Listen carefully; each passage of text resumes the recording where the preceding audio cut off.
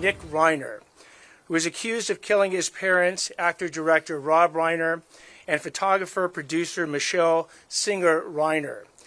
These charges will be 2 counts of first-degree murder with the special circumstance of multiple murders. Steven Spielberg and Rob Reiner, 2 giants of cinema, each shaping film history in their own unforgettable way. Spielberg, the master of emotional storytelling and suspense, and Reiner, the genius of heartfelt comedies that make people laugh and cry all at once. Their bond went beyond Hollywood rivalry. They admired each other deeply, often crossing paths at events, sharing laughs, and talking about their craft with genuine respect. That's why the heartbreaking news about Rob's tragic passing left Spielberg absolutely shattered. The joyful friend he once knew had suddenly become a painful memory. Just 2 months earlier, Spielberg had seen Rob glowing with happiness at a private gathering, proudly sharing that his son, Nick, had overcome his struggles and was finally back home with the family. Spielberg later said that the joy on Rob's face that night was unforgettable. They even chatted about new film ideas, filled with hope for stories they still wanted to create together. But no one could have predicted what came next. That same son, Nick, would later be accused of taking his parents' lives in a shocking family tragedy that rocked the entire film industry. On December 14th, 2025, Hollywood froze in disbelief as word spread that Rob Reiner and his wife, Michelle Singer Reiner, were gone. Steven Spielberg, devastated, broke his silence in a brief, emotional statement. His voice trembled with grief as he said that Rob wasn't just a colleague, but a true friend, a creative partner who had shared the same love for storytelling. Every word carried pain and disbelief, a reflection of how deeply this loss shook not just Spielberg, but the entire Hollywood community. For everyone who truly loves heartfelt, human-centered cinema, the loss of a talent like Rob Reiner feels impossible to replace. I just have a couple of quick words. First of all, and most importantly, this is a devastating tragedy that has befallen the Reiner family. We all recognize that. Our hearts go out to the entire Reiner family. There are very, very complex and serious issues that are associated with this case.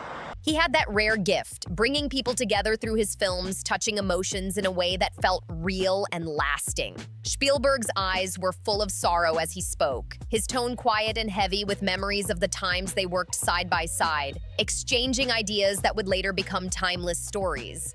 He remembered the first time he met Rob, 2 young dreamers with cameras and ambition, both ready to change the world through film. Spielberg said Rob always stood out, not for ego, but for his warmth and insight. He had the rare ability to see straight into a character's soul, Spielberg explained, clenching his hands gently as if holding on to the past. When you watched Rob work, you didn't just see a movie, you felt it. His words carried deep emotion as he recalled the films that made Reiner a legend, each one layered with laughter, tears, and meaning. Rob Reiner wasn't just the man behind The Princess Bride, When Harry Met Sally, and Stand By Me. He was a force of nature who gave the world unforgettable lessons about friendship, love, and growing up. Spielberg said that Rob's stories reminded people that cinema isn't only art, it's connection, it's emotion, it's life itself. But as Spielberg reflected on Rob's legacy, sorrow weighed heavy on his voice. He left behind a body of work that will live forever,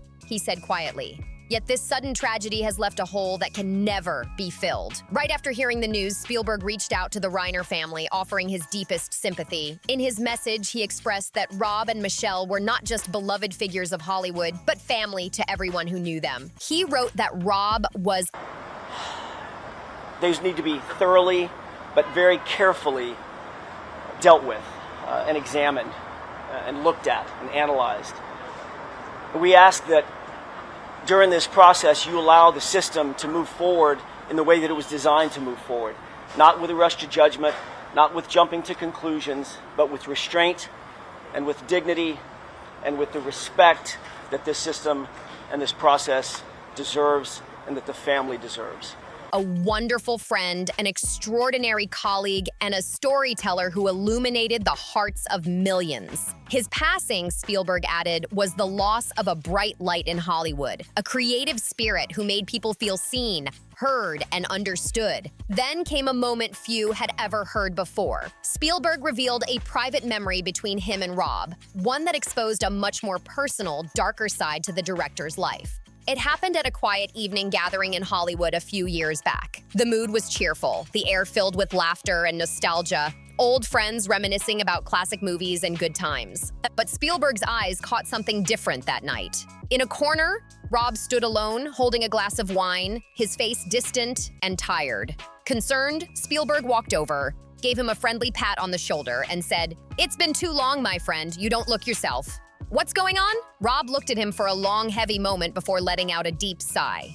Then he led Spielberg out to the balcony, away from the noise and lights. There, under the dim city glow, Rob finally opened up. He told Spielberg that his son Nick had been struggling, fighting personal demons, falling into addiction, and losing control of his life. Spielberg recalled the pain in Rob's voice, saying it was the kind of heartbreak only a father could feel.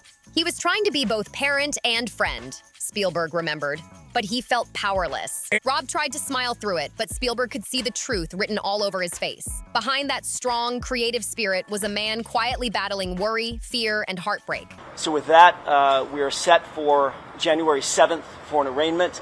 That's the next court date. And that's all I have to say at this point. There may be more at some other point, but today we're going to rest on where we stand procedurally, which is this was a continuance of arraignment.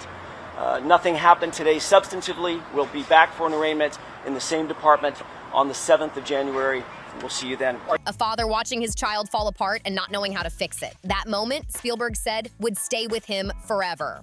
Rob began to open up even more that night, his voice trembling as years of pain poured out. "Steven, Nick's been struggling for so long," he said quietly. "It started when he was still just a teen, first experimenting, then falling into hard substances, heroin, cocaine, one rehab after another. His eyes were lost in the darkness beyond the balcony, heavy with exhaustion and heartbreak. We tried everything," Rob continued softly. "Michelle and I sent him to the best recovery centers, even kept him close at home, hoping love would be enough. But every time he got better, he'd fall again." The weight of his words filled the night air, and for a moment, it felt like the world had gone still. "I even made being Charlie with him," Rob went on, thinking it might help him heal, that maybe telling our story would bring us back together as a family. He paused, fighting to steady his voice. For a while, it worked. He was clean, he was trying. But now it's happening again. And I'm scared, Steven.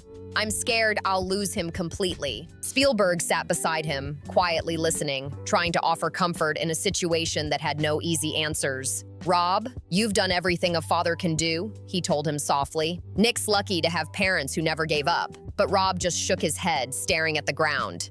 "We've tried so hard," he said, his tone cracking. "We listened to doctors, but maybe we should have listened more to him. I just want to save my son, but the harder I try, the more helpless I feel." They sat there in silence, sipping wine under the city lights, two friends bound by shared humanity, one pouring out his deepest pain, the other quietly absorbing it. Spielberg would never forget that conversation. He could feel how much Rob loved his son, how much he feared the future, and how lost he felt in trying to hold his family together. Years passed. Yet even after all that time, that balcony moment stayed etched in Spielberg's memory. And then, in 2025, fate brought them together once again. It was October, at the Governor's Awards, hosted by the Academy of Motion Picture Arts and Sciences in Los Angeles, a glamorous night filled with stars, legends, and memories of Hollywood's golden age. As Spielberg entered the grand hall, he spotted Rob across the room, radiant, laughing, surrounded by old friends. It was a sight that warmed his heart instantly.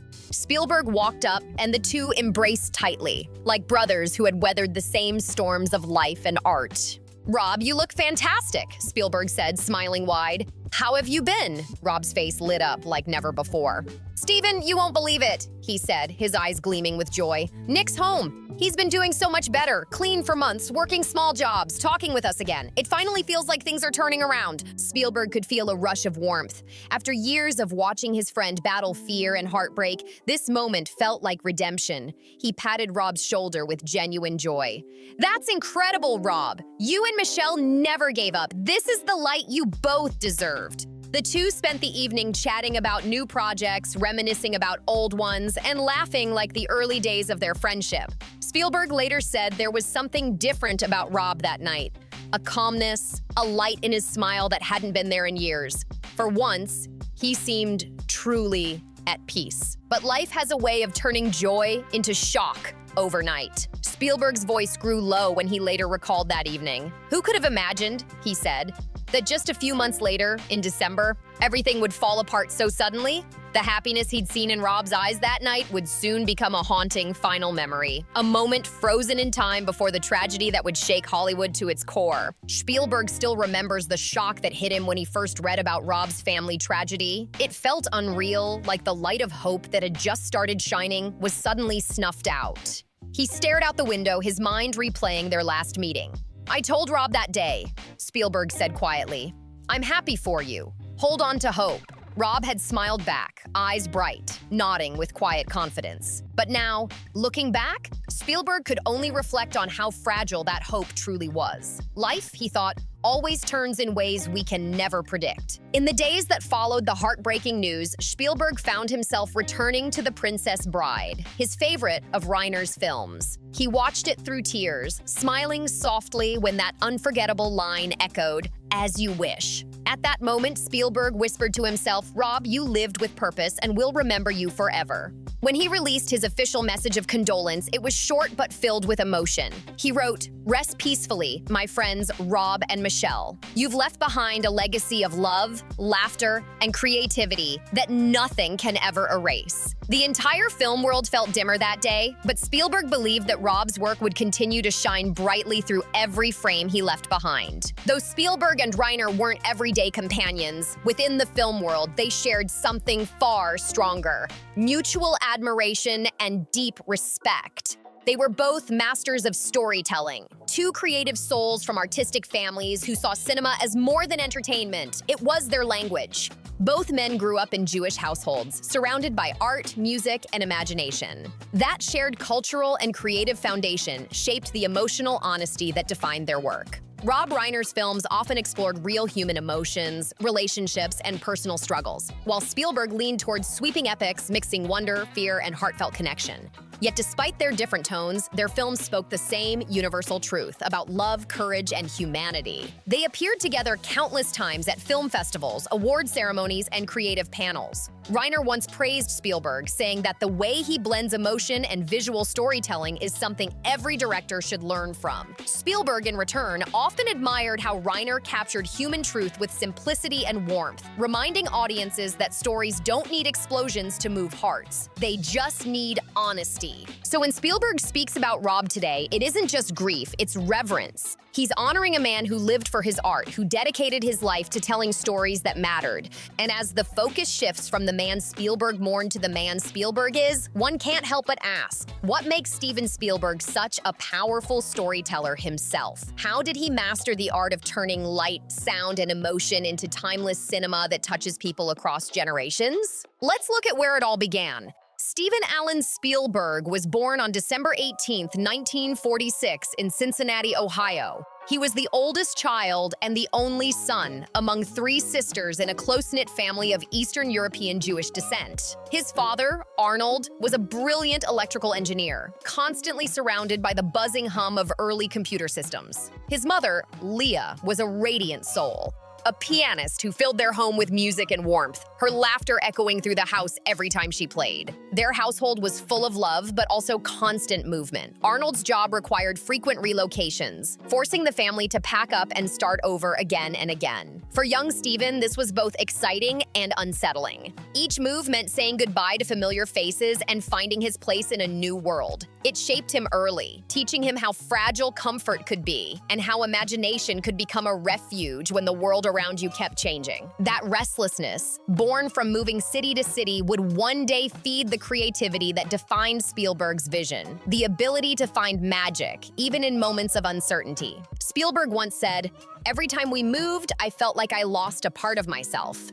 Yet through all those relocations, he discovered something invaluable: the ability to observe quietly, to listen deeply, and to understand people. Those constant changes forced him to adapt, shaping the storyteller he would one day become. When he was just 6, his parents took him to see The Greatest Show on Earth by Cecil B. DeMille. As the lights dimmed and the circus roared onto the screen, young Stephen sat frozen, eyes wide, heart racing, completely entranced. Walking out of the theater, he clutched his mother's hand and whispered, I want to make things that scare people and make them feel joy like that. Leah, with her usual warmth, smiled and said, "Then, my dear Stevie, you must first learn to tell stories." At 12, his father gave him an 8mm camera, a gift that would change his life forever. Spielberg began filming everything: family trips, toy train crashes, little dramas he staged in the backyard. He'd tell his sisters, "You play the victims, I'll be the hero who saves everyone." Those short homemade films became his training ground, the place where he first learned to control fear and chaos by transforming them into art. But life outside that small world wasn't easy. When the family moved to Phoenix, Arizona in 1957, Stephen became one of the few Jewish kids in his school. He later spoke about the pain of being bullied, the loneliness, and the feeling of not fitting in. "I always wondered why I was different," he admitted. "So I started watching the world instead of being part of it." Those experiences planted the seeds of empathy, the same empathy that would later define his films. At just 13, Spielberg made a 40-minute war film titled Escape to Nowhere, which won first place at a local youth competition. By 16, he poured all his savings into Firelight, a 2-hour sci-fi film that was screened in a local theater for one night. Only a few dozen people attended, but to him, it felt like a sold-out premiere. As he left the theater that night, he told himself, "Someday, people will line up to watch my movies." That same summer, during a family camping trip, young Stephen's life quietly changed. While filming home videos, he accidentally captured a moment that broke his heart. His mother, Leah, holding hands with Bernie Adler, his father's best friend. Shocked, he turned off the camera and kept that secret for 3 long years. When his parents divorced in 1965, his father, Arnold, took all the blame to protect Leah. Stephen, who had moved to California with his dad, didn't know the truth and felt betrayed. One day, in anger, he told his father, "You destroyed this family." Arnold said nothing, simply nodding and taking the pain in silence. That wound festered for years, 15 to be exact, before father and son finally found peace. Those emotional scars shaped Spielberg's artistic vision forever. The tension between love and loss, trust and misunderstanding, all became themes in his work. Decades later, he would revisit those same feelings in The Fabelmans, a film inspired by his own family story. From those painful beginnings rose one of the most celebrated filmmakers of all time. By 1968, his short film Amblin was screened at a film festival, wowing Universal Studios executives. Spielberg realized then that filmmaking wasn't just a passion, it was his destiny. He dropped out of college, took an unpaid internship at Universal, and often snuck into empty offices to shoot his own projects after hours. In 1969, at only 22, he signed a long-term contract with Universal, becoming the youngest director in Hollywood history to land such a deal. He started out directing television episodes of Night Gallery, Columbo, and then a TV movie that changed everything, Duel, 1971. The intense chase between a man and a mysterious truck became an instant hit, earning critical praise and opening the doors to the big screen. His first feature, The Sugarland Express, 1974, showed promise, but it was 1975 that would change everything. That year, Jaws exploded onto the scene. The story of a monstrous shark terrorizing a small beach town became a cinematic phenomenon, grossing over $470 million worldwide. It shattered box office records and gave birth to the modern summer blockbuster. Spielberg later joked, "There were moments I thought the shark would eat me before we finished the movie." But Jaws turned him into a household name, earning an Oscar nomination for Best Picture and reshaping the film industry forever. The hits kept coming. Close Encounters of the Third Kind, 1977, and E.T., 1982, proved Spielberg wasn't just a master of thrill and suspense. He had a heart full of wonder. His films invited audiences to dream, to believe in friendship, and to see the magic in the ordinary. Beyond adventure and science fiction, Spielberg boldly stepped into historical and emotional storytelling. With Schindler's List, 1993, and Saving Private Ryan, 1998, he showed the world his ability to explore humanity's deepest struggles, films that combined pain, hope, and moral courage in unforgettable ways. In 1994, he co-founded DreamWorks, a studio behind global hits like Gladiator, Shrek, and Transformers. The 2000s brought another era of brilliance with Lincoln, Bridge of Spies, and the deeply personal The Fabelmans, where he reflected on his own journey from a curious boy to a legend of cinema. Off-screen, Spielberg has always lived a relatively private life, preferring quiet family moments over red carpet chaos. Despite his fame, he's known for humility and consistency. His first marriage was to actress Amy Irving, whom he met in 1976 when she auditioned for Close Encounters of the Third Kind. They fell in love, married in 1985, and welcomed their son, Max Samuel, that same year. But 4 years later, their union ended in 1989, with reports of one of Hollywood's most expensive settlements, around $100 million. Through heartbreak, creativity, and triumph, Spielberg never stopped chasing stories that make people feel. From toy trains in his backyard to billion-dollar blockbusters, his journey is proof that passion, pain, and imagination can shape not only a filmmaker, but the heart of modern cinema itself. Even after parting ways, Steven Spielberg and Amy Irving managed to keep a warm and respectful relationship for the sake of their son, Max. Amy later shared, "We did what was best for Max," reflecting the maturity and compassion that defined their co-parenting. Soon after the divorce, Spielberg found a new chapter in his life, one that would become his greatest love story. During the casting for Indiana Jones and the Temple of Doom in 1984, he met actress Kate Capshaw, who played the lively and unforgettable Willie Scott. From the moment Spielberg saw her screen test, he was captivated. "I watched Kate's audition and knew instantly she was perfect for the role," he recalled with a grin. Kate later joked, "I never expected that all the screaming in that movie would bring me the man of my life." Their connection started slowly, built on conversations about movies, family, and life. While sparks were undeniable, Spielberg was still married at the time, so their bond remained purely professional. It wasn't until 1989, after his divorce from Amy Irving, that the friendship blossomed into something real.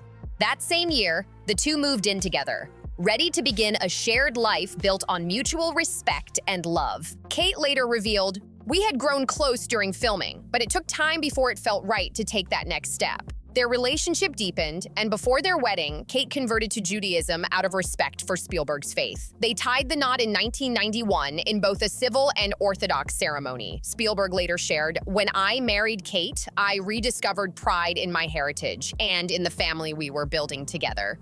Their marriage soon became one of Hollywood's most admired unions. Blending their families with warmth and grace, they created a strong, loving household that stood out in an industry known for fleeting relationships. Kate had a daughter, Jessica, from a previous marriage, and Spielberg had Max with Amy Irving. Together, they expanded their family with more biological and adopted children, creating a close-knit family of 7: Jessica, Max, Theo, Sasha, Sawyer, Michaela, and Destry. Their marriage has lasted more than 34 years, an almost legendary achievement in Hollywood. Kate stepped back from acting to focus on their children and her art, while Spielberg continued to balance family with filmmaking. Their kids have grown up to follow unique paths. Max became a filmmaker and game creator, Jessica pursued acting, Sawyer and Destry joined the entertainment world, and Michaela made headlines in 2020 when she chose to work independently in the adult industry, describing it as her own personal choice, something her family respected and supported. Beyond his home life, Spielberg has also been a guiding figure for young actors, treating them with the same patience and care he gives his own children.